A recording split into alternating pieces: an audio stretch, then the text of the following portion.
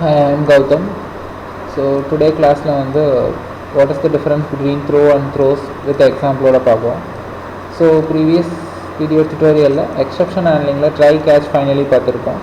So throw and throws-க்கும் இப்போ பார்ப்போம். So exception handling பொறுத்த வரைக்கும் interview question ல throw and throws-க்கு கண்டிப்பாக difference கேட்பாங்க. So அதுக்கான example இங்கே பார்ப்போம். So public class throw w அப்படின்னு ஒரு கிளாஸில் void demo ஸ்டாட்டிக்கில் எழுதியிருக்கேன். ஸோ void demo அப்படின்னு எழுதியிருக்கேன். So try catch throw and main மெத்தடில் ட்ரை டெமோ கேட்ச் எல்லாம் இருக்குது. ஸோ த்ரோனா என்ன அப்படின்னா ட்ரைலேருந்து கேட்ச்க்கு நம்ம த்ரோ பண்ணுவோம்னு சொல்லியிருக்கோம்ல, அது இன்டர்னலாக ஜாவாவில் நடக்கும்.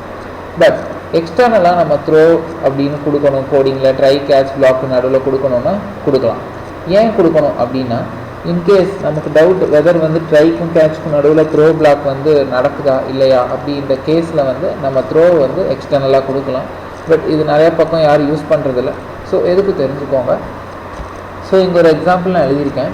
ஸோ த்ரோ எப்படி இருக்கணும்னா try throw new null pointer exception divide by 0. So இப்போ வந்து நான் ஒரு டிவைட் பை 0 கம்ப்யூட்டேஷனை வந்து நான் இந்த ட்ரை கேட்ச் பிளாக்குள்ளே எழுதுறேன்னு வச்சுக்கோங்க.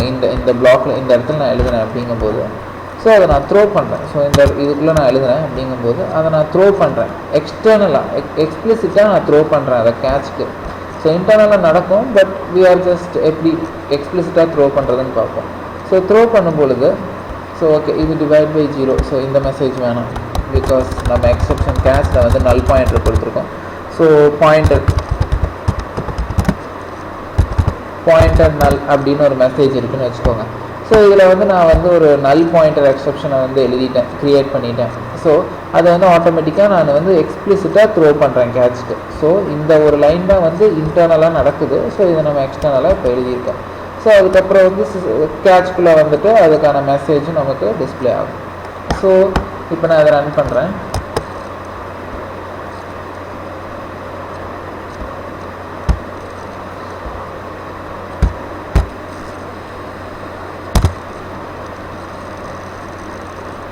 ஸோ ரன் பண்ணோன்னே got inside the demo pro. So இதுக்குள்ளே வந்து நான் ரன் பண்ணோன்னே என்ன ஆகுதுன்னா ஸோ இந்த message got inside demo P R O C அப்படின்னு ஒரு டெமோ அப்படின்னு demo program P R O G R A M got inside the program அப்படின்னு சொல்லிட்டு நான் ஒரு மெசேஜ் வந்து டிஸ்பிளே பண்ணுறேன்.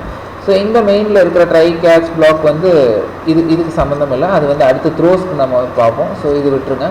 ஸோ இந்த ட்ரை கேட்ச் பிளாக் மட்டும் பாருங்கள், கன்சிடர் பண்ணிக்கோங்க.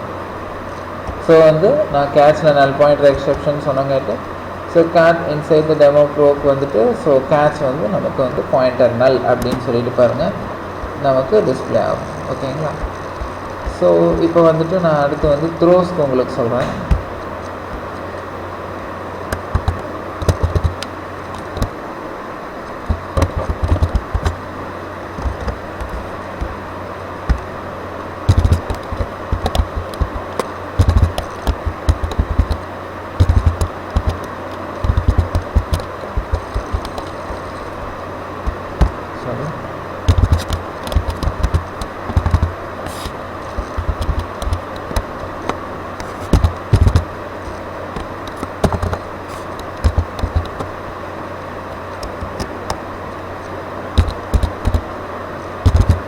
ஸோ இப்போ நம்ம த்ரோஸ்க்கு எக்ஸாம்பிள் பார்ப்போம். ஸோ த்ரோஸ் அப்படின்னா என்ன?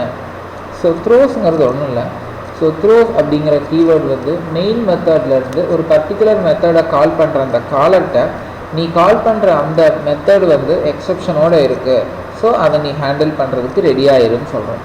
ஸோ எந்த கேஸில் ஸோ நான் ஒரு மெத்தட் எழுதுகிறேன், அதுக்கு ட்ரை கேட்ச் பிளாக் எழுதுகிறேன். ஸோ அடுத்த ஒரு மெத்தட் எழுதுகிறேன், ஒரு ட்ரை கேட்ச் பிளாக் எழுதுகிறேன். ஸோ இப்படி நான் ஒவ்வொரு மெத்தடுக்கும் ஒரு ட்ரை கேட்ச் பிளாக் எழுதுறதுக்கு பதிலாக ஒரு அத்தனை மெத்தடுக்கும் மொத்தமாக ஒரு ட்ரையும் பல கேட்ச் பிளாக்ஸும் நான் மெயினில் எழுதிக்கலாமா? ஸோ ஒவ்வொன்றுக்கு இண்டிவிஜுவலாக நான் எழுதுறதுக்கு பதிலாக ஒரு ட்ரை பல கேட்சை நான் மெயின் மெத்தடில் எழுதிக்கலாமா? ஸோ இங்கே ஒரு மெத்தட் வந்து இப்போ நான் நல் பாயிண்டர் எக்ஸெப்ஷனுக்கு வந்து நான் வந்து ஒரு மெத்தட் எழுதியிருக்கேன். ஸோ அந்த மெத்தடில் விட்டு நான் த்ரோஸ் போடுறேன். எதுக்குன்னா ஸோ இந்த பர்டிகுலர் மெத்தடுக்கு நான் எக்ஸெப்ஷன் வந்து மெயினில் எழுதியிருக்கேன்.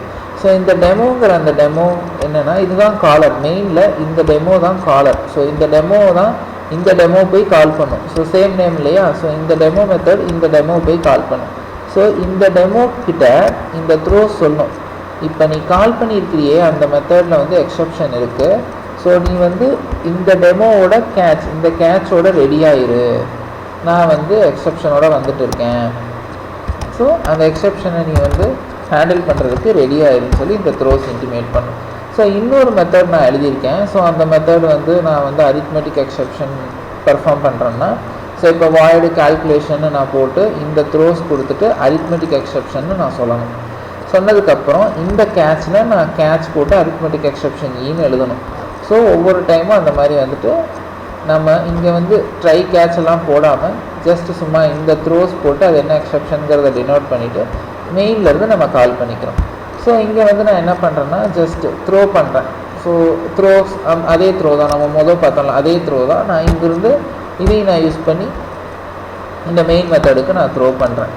ஸோ த்ரோ பண்ணுறதுனால நான் so I am just running this. So பாருங்கள், ஸோ கார்ட், ஸோ நமக்கு வந்து கார்ட் அப்படின்னு, அதாவது இந்த மெயினில் இருக்கிற இந்த கார்ட் வந்து எக்ஸிக்யூட் ஆகிருக்கு. ஸோ இங்கே எக்ஸப்ஷன் இருக்குன்னு த்ரோ சொல்லிருச்சு.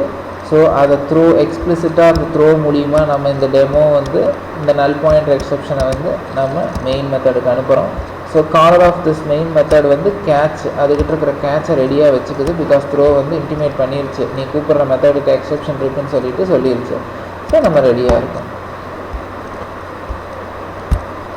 So 1 second.